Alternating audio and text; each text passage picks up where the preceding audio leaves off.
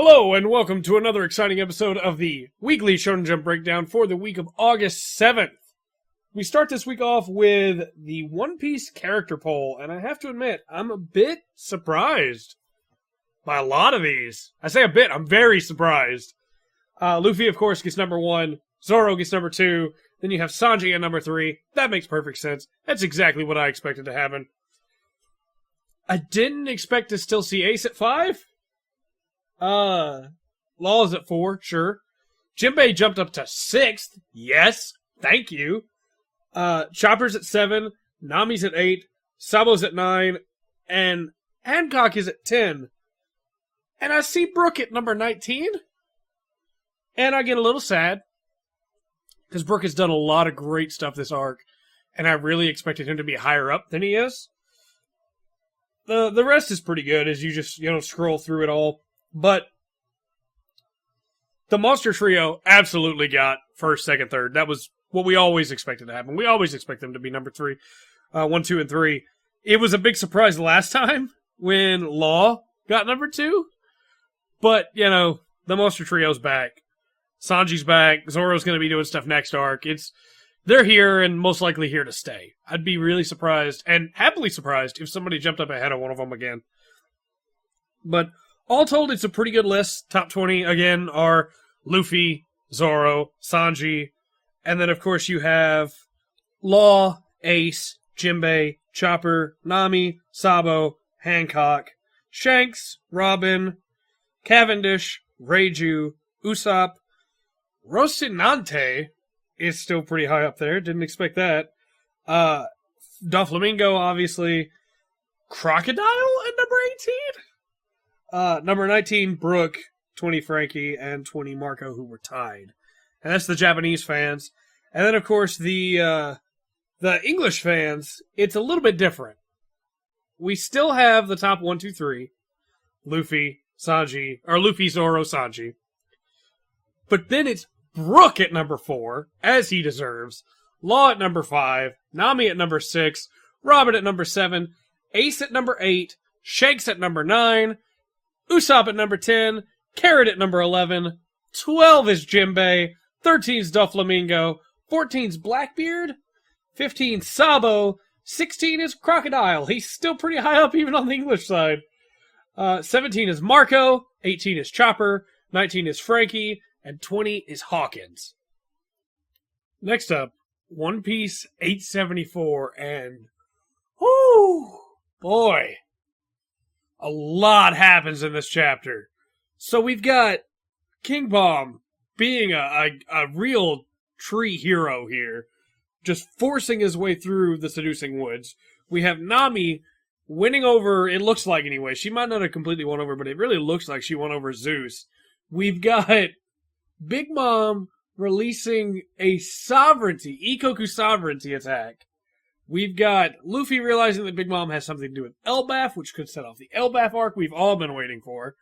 We've got Katakuri waiting on the Sunny, because even with all the coordination that the family's doing, he still doesn't trust it, because he still has seen that the Straw Hats have kept pulling out. We have just this weird scene with Pudding that I don't know if we can believe or not, but her third eye's crying, and I don't think we've ever seen that happen before. So it looks like maybe she really does care about Sanji and just wants to protect him. All in all, this was a great chapter. This was absolutely brilliant. To go back and put some focus on some stuff, though.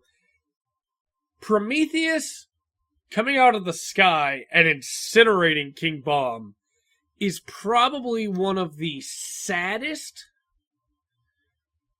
minor character deaths the series has had, in my opinion. Because King Bomb has only ever been doing what's best for him and his fiancée. You have all the scenes of him fighting so hard for Big Mom, and then, the Viver card, so he had to listen to Nami, and then he betrays Big Mom because he wants to get back to see his fiancée. And it's just like, oh man, Big King Bomb, you did not deserve the punishment that you got from Big Mom. That was harsh.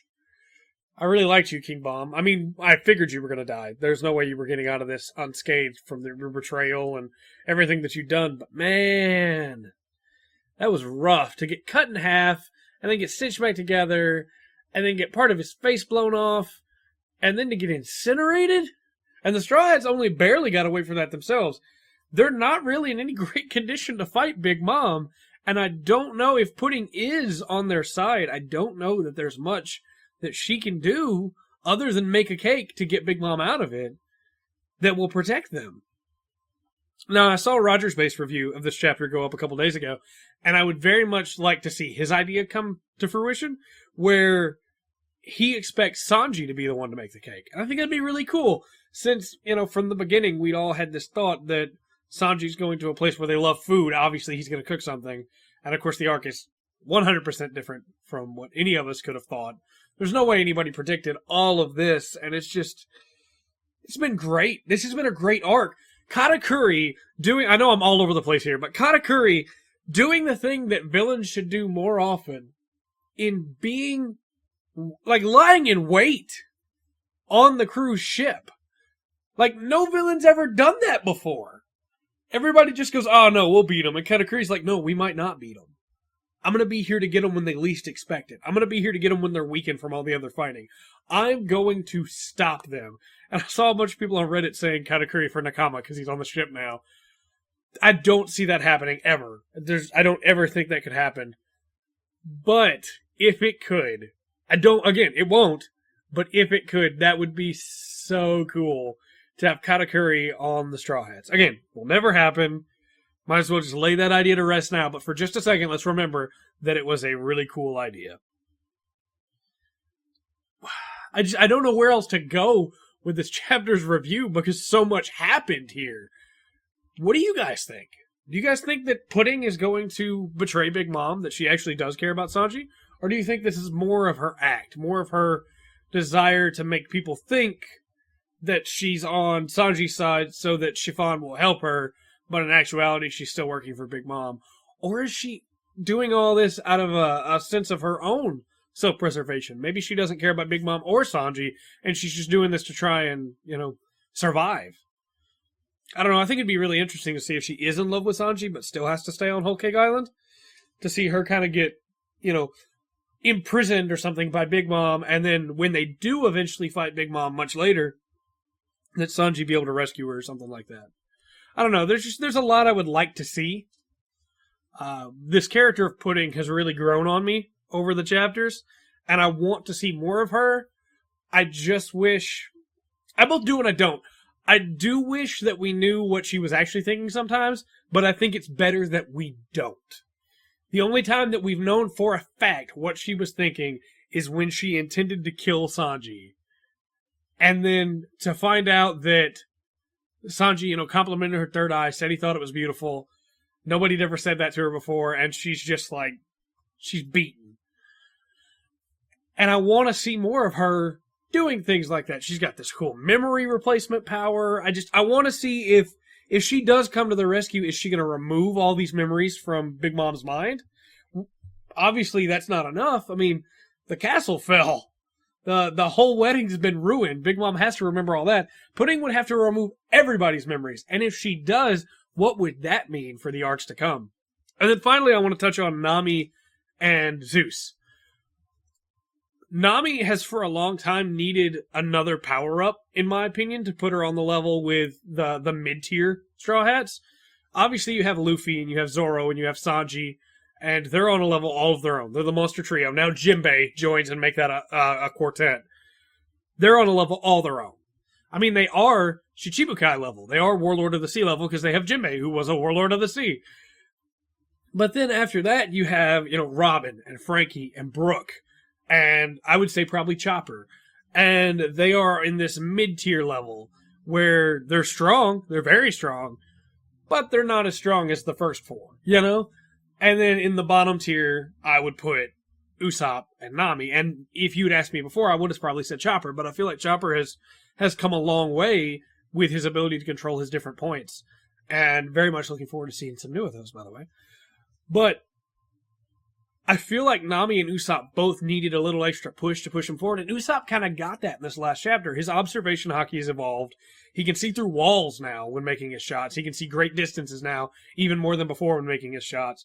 And I feel like that, with his own ingenuity, will be enough to help him step up into a new power scale, into that mid-tier. But Nami still needed something. And if she brings Zeus with them, if she's able to convince Zeus to betray Big Mom, she immediately jumps into high mid-tier. Because Zeus is crazy strong already, and he complements her ability so well that I can't help but hope that happens. And maybe it doesn't happen now, but what about when they come back to fight Big Mom later? So, all in all, this was a great chapter. Looking forward to the next, obviously. Blue Exorcist 93. I know in the past I've been kind of critical of Blue Exorcist. These last handful of chapters have been a little rough to get through because as a reader, we know that Yukio is onto something, and it almost feels like he's just being kept back from it every time. And even the first half of this chapter, when he finds out what it is he's trying to find out, it's still not 100% revealed to us. However, we get enough to learn that there's not really anybody in the organization that he can trust. That even this whole time, even the father that raised them was trying to turn Rin into a weapon. And for the greater good, obviously, but still it doesn't change the fact that Yukio may not get along with Rin very well right now, but he's still his brother. And he's still angry about this knowledge. And finding out that there's nobody really he can trust drives him crazy. And he winds up at Shiemi's house. And she lets him in. And they have a really powerful scene where for the first time he opens up to somebody. She doesn't know what his problem is. She doesn't know what's eating at him. He won't tell her. So then when he says he doesn't have any friends, and she says, no, I'm worried about you. I'm your friend. And Rin's worried about you too.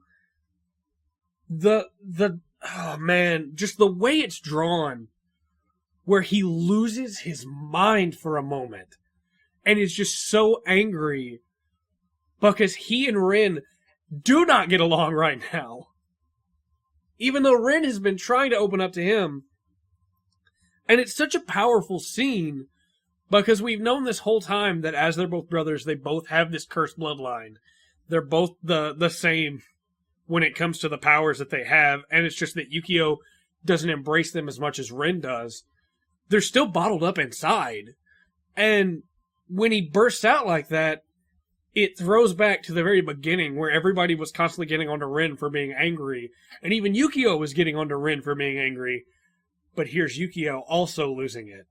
He's able to bring it back, of course. He gets away, and Shiemi doesn't hold it against him, but it's such a powerful moment that once he realizes that this power is still in there, it's still trying to overwhelm him, he is still losing everything, he can't trust anything, and the despair overwhelms him. He falls, drops his pistol, and tries to shoot himself in the head.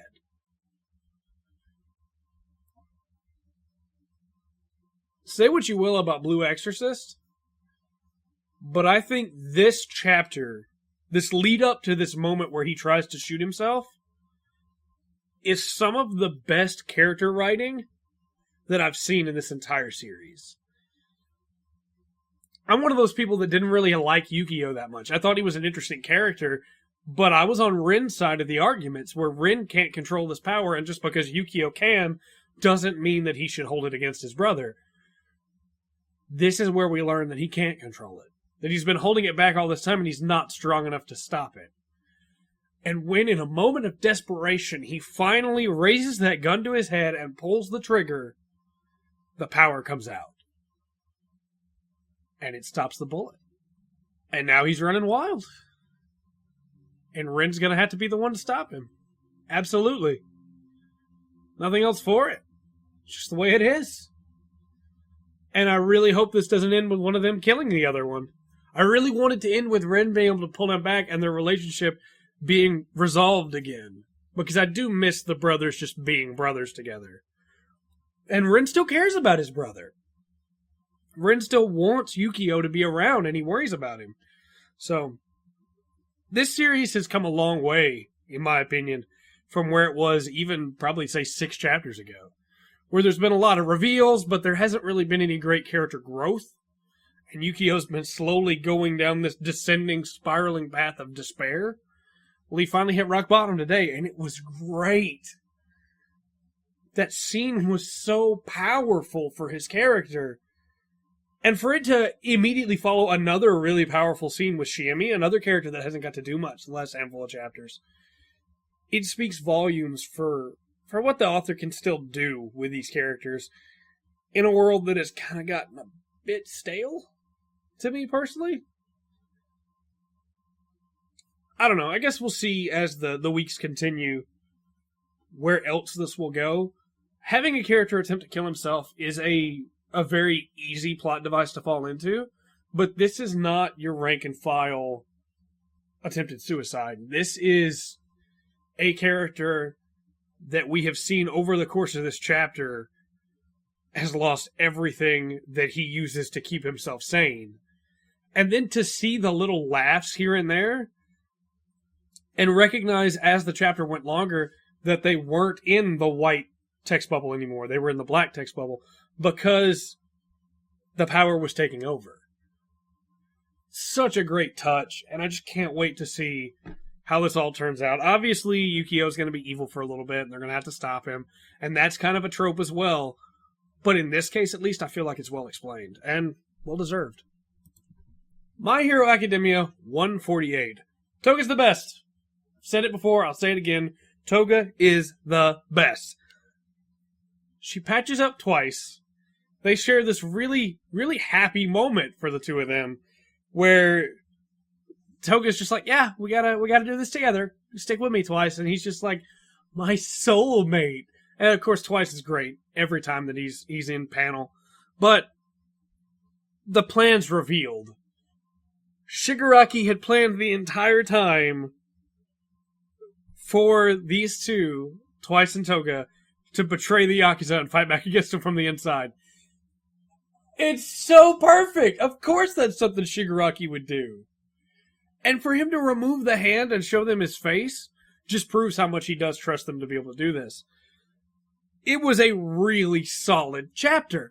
There was a lot of small character moments, especially with Twice here, and with Toga, talking about how she just wants to live her life her way. But to have this whole plan come down to Twice and Toga basically making Irinaka lose his mind, he's so angry, to lead into this big fight where Toga's like, you wouldn't let us help you if we asked, so we're just going to be friends for a little bit.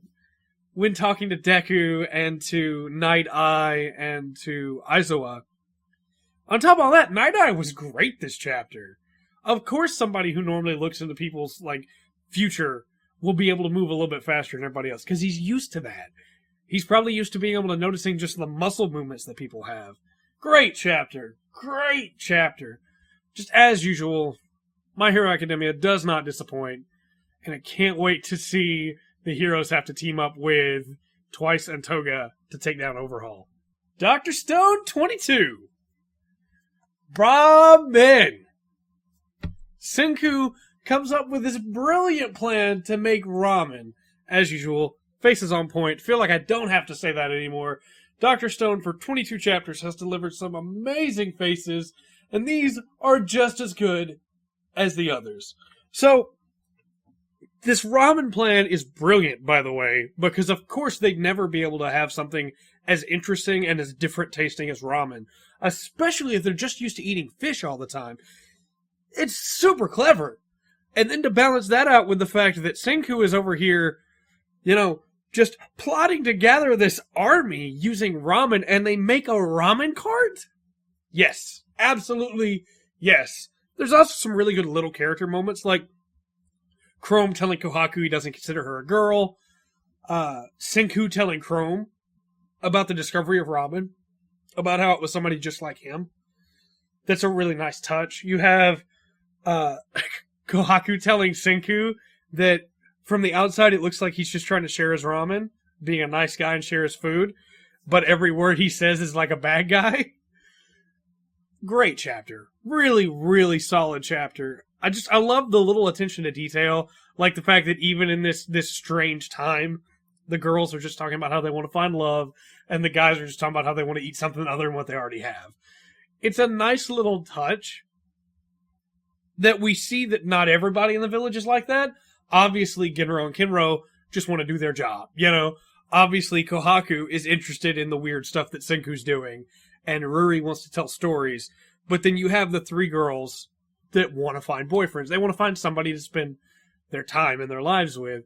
And then you have the four guys sitting around a fire complaining about how they don't have anything better to eat. Like, it's so true to life in a way that a lot of times with manga or even anime set in these strange time periods like this in post-apocalyptic caveman times again, basically, or set in prehistoria, where you don't have as human reactions because like, well, people have changed. It's like, well, no, people are always going to be people. They always will be people. They will always do things like this. And it's just so good to see Dr. Stone has embraced that fact. And I want to see what else they do with it as they go forward. So, great chapter. Really excited to see how well the ramen cart does. Didn't look like Kohaku and Ruri's dad, the chief, was too happy with the noise that Suika was making and the ramen cart being on the other side of the bridge, but we'll see how it goes. I think the ramen will probably win more people over than he would expect. Robot Laserbeam 20. Such a great beginning to this chapter. We figure out almost immediately why Robo's scores are going to count, and it's because Hiragi can't play anymore. His elbow's messed up. And he reaches out to Robo and puts his hand on his arm, and his hand's shaking. And Robo notices it and immediately decides he's got to step it up. And everybody's floored by the fact that Robo's just like, yeah, I've got to work harder now. Everybody else is already overextended. I've got to extend myself more. And so with Hiragi's par out of the way, they're unfortunately up quite a bit now. And Robo promises to get under par 3 in the second half, which is crazy. It's going to be so much work to try and do. As if it wasn't already hard enough, Fuwa and the other members of his team, under Shusaku's whim here, decide to all get green under regulation on this next hole. And they absolutely do it. They get 6 under in a single hole. As if it wasn't already hard enough, this whole next section is going to be way more difficult for them.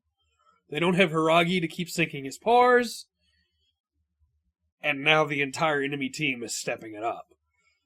Fuwa lets out this great yell as he's just so stoked to begin destroying AI High's team. And I just can't wait to see what happens next. I feel like every week I say that, but I really mean it. I get super hyped from this story, and there's not really much to talk about in this chapter other than the injury, Robo stepping up, and obviously the other team going all out here. It's a relatively short chapter, but at the same time, you can already kind of see the path of where it's going. Robo's going to pull ahead, most likely, and he's going to replace Hiragi on the team as a regular. That's most likely what's going to happen here. But at the same time, this is Robot Laserbeam. And it could very well be that they absolutely lose the next match. It could be this whole round, they just get devastated.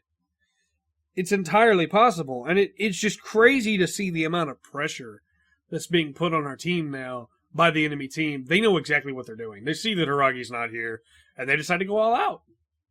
And I can't wait to see the response from all of our other great regulars, and then to see Robo step it up. It's looking like every week this series just gets better and better, and I can't wait to see where it goes.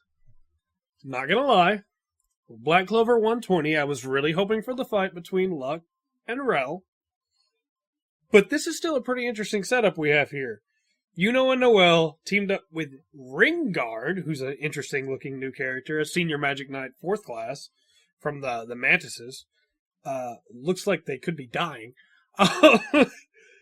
the two of them have to go up against Solid's team. And we get to see a really interesting flashback with Noelle and Solid, where it's clear that Noelle is being picked on by Solid. A lot. Nigh constantly, I guess you could probably say. But it almost feels like... It feels very malicious, but his taunts are, control your magic. You're not worthy to be around me. You can't defend the things you love. I would not be surprised if at the end of this fight, if Noelle does beat Solid in this fight to go break their crystal, if Solid reveals that he's been mean on, like harsh on her all this time to try and make her stronger. I don't expect him to get redeemed, per se, but I do expect it to be that this all started because he wanted her to be stronger. At the same time, he's super a jerk, and I really want to see her to beat him down. But you also have this really weird dynamic. I didn't see this coming, honestly, when I saw that Yuno and Noelle were going to be on a team. But Yuno and Noelle fight. They argue. They bicker. And, of course, Yuno starts talking about how she learns things from Asta, and she gets super flustered, and she tells him that, he was childhood friends with Asta, so he must be like a barbarian, and she's a royal, and he's a peasant. It seems like a weird thing for her to bring up, even though, it's true, but it felt like she'd gotten past that a long time ago, and it feels a little strange to see her bring it up now. But at the same time, it was probably more an attempt to remind you that is in fact Asta's childhood friend, in case maybe you've never read Black Clover before, or you didn't know what was going on, or you forgot who Yuno was somehow, even though he's one of the most interesting characters in this manga. Point is, it felt more like it was there for new readers than there because Noelle would actually say it, I guess. Because it felt like she'd kind of gotten over her class issues a long time ago. At the same time, it could just be that she was flustered because this is Asta's childhood friend, and she's got a crush on Asta, and maybe he knows things about Asta she doesn't know. I don't know. Regardless, once the actual match starts, you don't really see much of that. They both want to go and attack, but she doesn't want to go and attack because he is a peasant. She wants to go and attack to lead Solid away. She needs to prove to Solid that she is who she says she is. That she's just as strong as she claims to be. And Yuno wants to go because he just wants to get this match over with. So when he does let her go, when she says, please, I need to be the one to go, he decides that it's better off if he defends the crystal anyway. You have this really cool subplot here of this member of the Golden Dawn who is just going nuts in how jealous he is of Yuno. And he wants to stomp Yuno down and show him that he's insolent. And Yuno's just like, yeah, come at me. Let's do this then. Bring everything you got. I want to see how this match turns out, but I wasn't excited for this match before, and I expect the second half of this match not really to focus that much on Yuno, and to focus more on Noelle. I could very well be surprised. This guy from the Golden Dawn might turn out to be a really good fighter. Who knows? However, I expect us to not really see anything of their other teammate. Noelle to fight Solid, and that'd be most of the chapter, and the chapter to end with Noelle smashing the crystal and proving that she's just as good as any of the other nobles. We'll see. Black Clover has surprised us before, and I want it to surprise us again, but that's just the way I expect this to happen. Especially since it almost feels like they're just getting the rest of these first rounds out of the way, But we'll see. The Promised Neverland 50. Man, it's... I feel it. Something real bad's gonna happen. Again, I know I say it every chapter, but things are going too well. This touching scene with Emma and Mujika, it can't end well. And I'm really afraid how all of this is going to turn out with Sanju and Mujika. There's a really interesting panel, and it's the cover panel, for what it's worth. But Sanju does not look like a nice guy, even in that panel. He's always been a little creepy. Mujika looks a little nicer, but I think that might just be the way she's drawn. I feel like her mask is a lot more streamlined than his is. His is more jagged. At the same time, maybe they're fine. Maybe they're on the up and up. Maybe everything's okay. And that scene with Emma and Mujika is a really powerful scene where she's showing her the pictures and she gets to a picture of Norman. They find out about the farms. They find out about...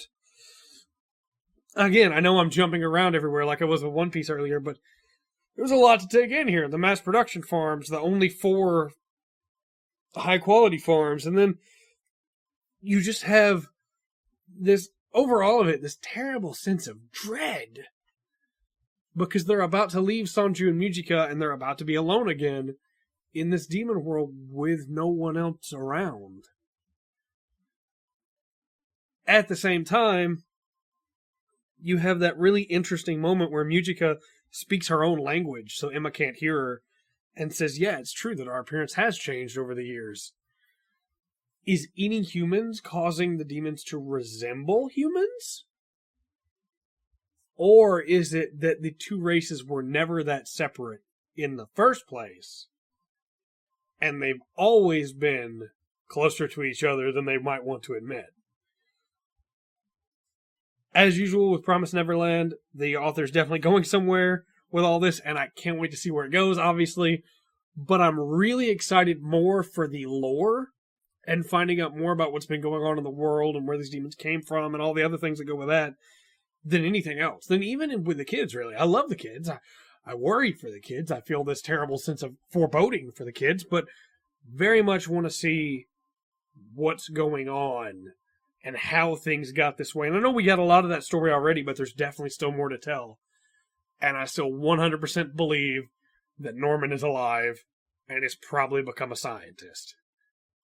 I feel like Norman was way too important to the story to be dead, and I feel like him alive is more interesting to the story than him dead now. But, man, Sanju, I want to love him, I really do.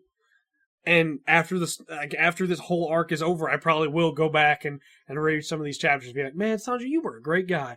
But right now, I still don't trust him.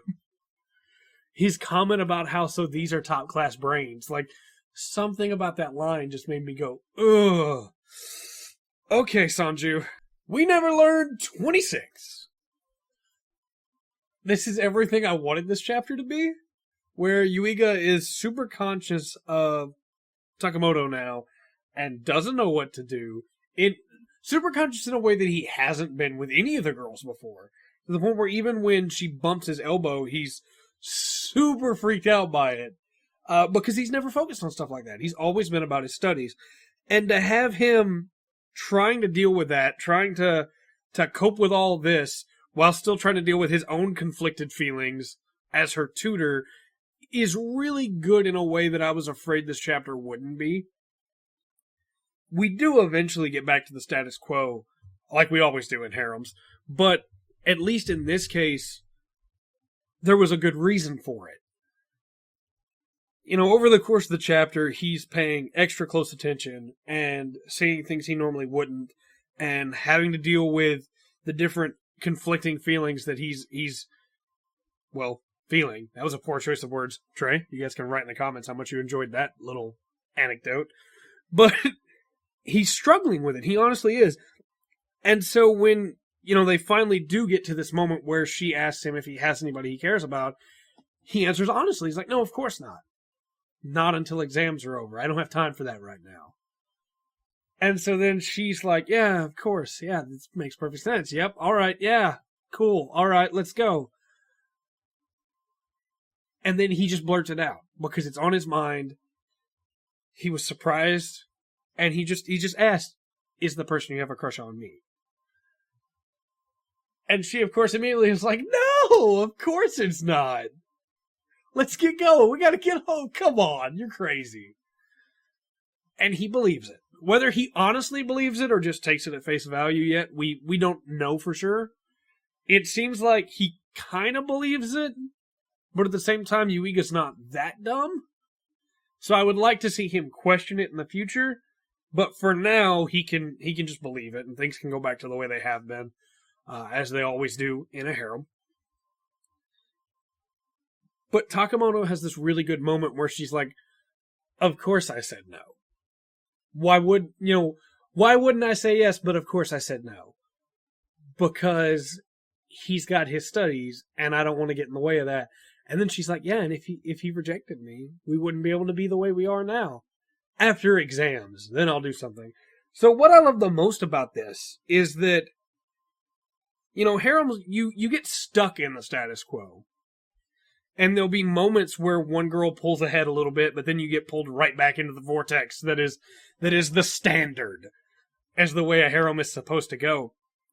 And to have Yuiga just basically boldly ask this on accident, of course, but still, boldly ask it, and have this resolved so quickly, but not in a, well, it was the end of the episode, so we had to get back to the status quo kind of way.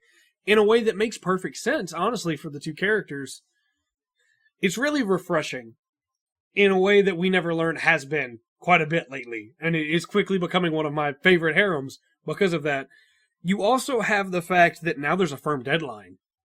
Takamoto has given herself a deadline, and that is final exams. And once exams are over, then things can change. And I don't expect it to be too long before we get some of the same plans from Ogata and Furuhashi as well. I expect them to also eventually come to the realization that after exams, things will change. And that's the best time to make a move. And I don't know where the story will go from there, if it will end open-ended, where, nobody gets with Yuiga, or if it'll end with him getting with a completely unrelated person, like maybe the teacher, or Segawa, or anything like that. I expect a lot of fun haromantics to come, but knowing that we can take these detours out of the standard, that we can pull ourselves out and sail a little bit away on one of the ships before we turn around and come back. It leaves me with a lot of hope for this harem in a way that a lot of the other harems don't have. So, good on you, We Never Learned. Proud of you. Food Wars 226. And we have this, I feel like I've said it every chapter this week, but we had a really strong start with Mimasaka perfectly capturing what made Saito's sushi so great, but also having his own piece of maki on there. His own addition that we talked about last week. We don't get to see the judges try it, unfortunately. We don't get to know how that particular battle ends up. But what we do get to see is the MC get totally destroyed by Mimisaka's cooking. She loves it. And she has to admit that, he's a stalker, he's a creep, but inside his cleverness, there's a passion that glows with a ruby red light. And it's like, that's my boy Mimisaka right there. He's just doing his best. Just fighting so hard for the sake of everybody else, even though so often he's been called a creep, he's been called a stalker, he's been called creepy, but here he is, putting out everything he's got to try and save the day. And you have all 6 of the dishes brought before the judges at the same time, who claim they have no problem telling the difference between the dishes. You have Rendo's red pepper mountain on her plate. You have Magishima's African ramen. We're going to find out what that is next chapter, I assume. We have Kuga's pork shoulder roast. It's really well, this plating's great. I love it. Then you have Tsukasa's weird steaming sorbet. I don't know, I can't wait to find out what's going on with that. And then, of course, you have Saito's sushi and Magishima's sushi. And this was a setup chapter, but it was also a setup chapter that I almost feel like it takes some of the wind out of the sails of Magishima, in that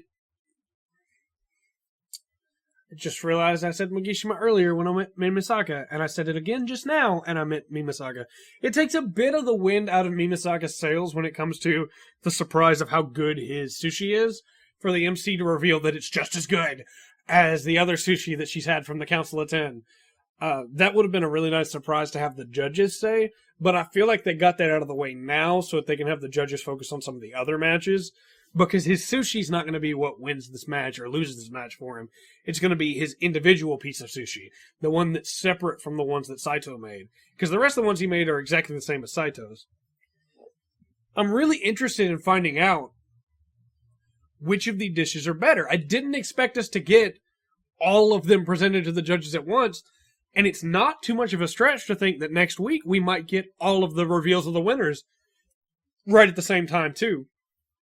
You also have this really cool panel to end it off, with Mimisaka facing off against Saito, Rendo up against Megishima, and Kuga facing off with Tsukasa, with it saying, "We'll come home with a win." It's obviously which of the 6 chefs, but still, it's such a good panel. I kind of want to have it as a wallpaper, if that makes sense. But this was, again, it was a setup chapter. It doesn't feel like a lot happened, but I feel like enough happened that leading into the next chapter, we're going to be seeing this great battle come to a close between these 6. And, of course, there was fan service, as there always is when somebody tries some of the food. And I expect a lot more of that next chapter as they all try the food. But it was a good setup. It was good. With Hunter x Hunter 367, we're finally getting somewhere that doesn't just feel like our characters are being shoved into a corner. Kurapika finally gets just a little tiny bit of a victory in that Queen Oto is able to use Emperor Time to grab a hold of this cockroach. And the way they pull it off is super clever, too. It's classic Hunter x Hunter. Misdirection, trickery, deception, to allow them to get this cockroach out of the room so that she can begin scouting. With this, they can finally learn some information that'll actually help them. It does, however, look like Kurapika is going to wind up having to force people to teach people how to control Nen. And that wasn't the goal from the get-go, but it won't really hurt the plan any, I guess. I'm still really interested in finding out how things change when they find out that Crollo is here. Not that he can really do much right now, but still, it's going to affect things quite a bit. And although this chapter was a bit short, I feel like the things we did get to see, Bill pretending to control the cockroach, the Queen actually controlling the cockroach, using Emperor Time, Kurapika finally getting some use out of the life that he's literally throwing away to use this ability. Feels like we're finally getting somewhere as a team, I guess. Which is a weird thing to say since I'm not personally a member of the team. But these are the good guys, and they've been pushed and pushed and pushed and pushed and pushed and pushed and pushed. But we're finally getting to push back a little bit. And it's a good feeling. It's a good feeling to see one win on the good guy's side, finally. I guess you say good guy. Kurapika hasn't always done the best things, but I still like Kurapika as a character. And, I'm still hoping we get to see some redemption in his character. I mean, all he's done is try and get redemption for the death of his family, but still, he hasn't been a part of a lot of the big other things that are going on in the world, and now he absolutely is. And it's good to get to see him doing stuff again. So, all in all, great chapter. Again, moved really quickly, but at the same time, it was so much better than some of these other chapters have been. So, looking forward to seeing what else they can find with the cockroach. The guards think that they know Bill's ability now, but they have no idea. And they definitely don't know what Kurapika's is. They'd never be able to guess. So, very much looking forward to seeing how all of this turns out now. Seraph of the End, 60. This chapter had a lot... Again, this whole issue has been a lot of stuff going on. This chapter had a lot of stuff going on. But the dichotomy of the planning half and then the battle half, where you have the dolls that Gurren brings out to pretend that they're Kailuk and Farid, and the fact that Kailuk's doll is immediately set on fire, and then his whole team basically is like, oh look, we beat Kailuk so easily. It's a really funny, but also a really telling moment of what that team has been through, that they're able to joke around like that, especially when you compare it to the younger team that's just like, hey, maybe one day we'll be like that if we survive that long. They all know this next battle could be the end of them, and in fact, it very easily could be, depending on how this fight turns out. Kailuk is steps ahead of them every single time. He figures out the illusions. Crowley gets his head cut off. Obviously, as long as, he's left alone for long enough, he'll be okay. But clearly this fight is much tougher than I initially expected. Even after they talked about how bad it was going to be, I still assumed that they would be able to trick Kyluk a little bit, but no, he's way ahead of them. He figures out right away what they're trying to do. He's used to sacrifice Farid to be able to defend the queen so that they can't get a ring to her. And Farid is kind of unceremoniously tossed into some of the squad, which ironically does give you enough time to get in and activate his power. And Farid looks super excited to get to fight you. He summons his sword and says that it's time to kill a monster.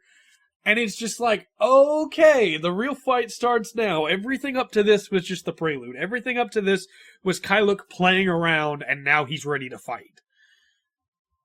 And normally, when you get to see these kind of fights with these more powerful enemies, they're having a good time, and then something happens, they have to get serious. And they get angry serious. But Kyluk is happy that he gets to have this fight. And like we're told in this chapter, it's a strange thing for vampires to show emotion like this in this series. And I'm really digging Kyluk. Kyluk is a lot of fun. And, you know, I want to see a really good fight between him and Yuichiro. I want to see Yuichiro win, obviously. Yuichiro needs to win. I can't say the word Yuichiro. I can't say Yuichiro for some reason right now. But I want to see how this fight goes, because it is very exciting to see them go up against a vampire of this strength when they're not powerful enough to do it on their own. The plan is obviously to free Farid and have him help, to free the queen and have him help, or have her help. But the goal is to have you, who is the trump card. He's the power that the vampires don't know about, really, to have him kill Kyluk. And I just don't know if he's going to be powerful enough to do it. And I'm really excited to see how this all shakes out. Because now with you fighting him, they've got plenty of time to rescue Farid and the queen. And could this quickly turn into the queen, Farid, Gurren, Mika, and you fighting Kyluk? Or is Yu's own berserk power going to make it where nobody else is really going to be able to help him without him being a threat to them as well? Regardless, the story's definitely ramping up. And I'm excited to see how this fight continues. I want to see Kyluk play with him a little bit more. But I'm afraid now that he's fighting you, he's not going to. This is their fight now, I guess. But all in all, really solid chapter. So we come to the end of the Weekly Shonen Jump breakdown for the week. This one turned out pretty long, but we had a lot of stuff to cover. So I will give my short recap of the breakdown, as I'm calling it now. One Piece 874 was packed. Some great stuff happened.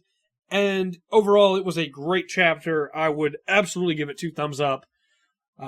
Definitely solid with all the stuff going on with Zeus, and with the stuff going on with King Bomb, who got a bum deal. It's great chapter. Blue Exorcist 93, amazing chapter. For a story that had been just slowly ramping up to this, the moment where Yukio goes to shoot himself is so powerful in the way the backgrounds are designed, in the way his character is angled, and it's just really well done. And if you have never read Blue Exorcist before, I actually think it's worth it to get to this moment alone, honestly, because it's just that powerful.